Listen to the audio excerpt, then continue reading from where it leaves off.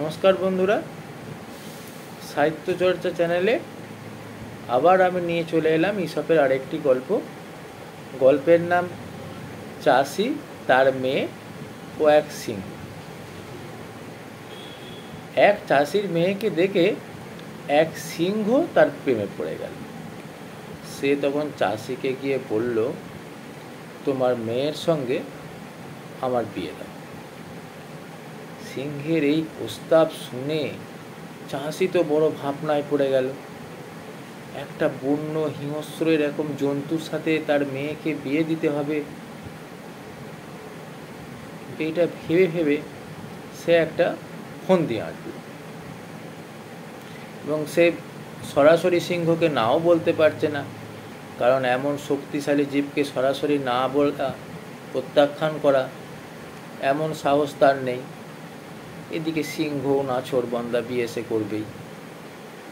অনেক ভেবে চিনতে সে বেশ একটা বুদ্ধিমানের মতোই সিংহকে বলল, তোমাকে জামাই পাবো, এ তো আমার পরম সৌভাগ্যের কথা, কিন্তু একটা সমস্যা হলো আমার মেয়ে তোমার এই নখ দাঁত দেখে বড় ভয় পায়। তুমি যদি তোমার ওই নখ কেটে দাঁত ভেঙে তুমি আমার মেয়েকে বিয়ে করতে চাও, তাহলে তুমি অবশ্যই তাকে বিয়ে করতে পারো। এই কথা শুনে সিংহের তো মহা আনন্দ। সিংহ তখন গিয়ে তার দাঁতগুলো সব ভেঙে ফেলে এবং নখগুলো কেটে সেই চাষির বাড়ির প্রাঙ্গণে এসে উপস্থিত হল। চাষির এই অবস্থা দেখে সিংহের তখন আর বিলম্ব দেরি না করে সঙ্গে সঙ্গে মুগুর পেটা করে তাকে দূর করে দিল। এই ছিল ঈশপের গল্প। এই গল্প থেকে বন্ধুরা আমরা কি শিক্ষা পেলাম?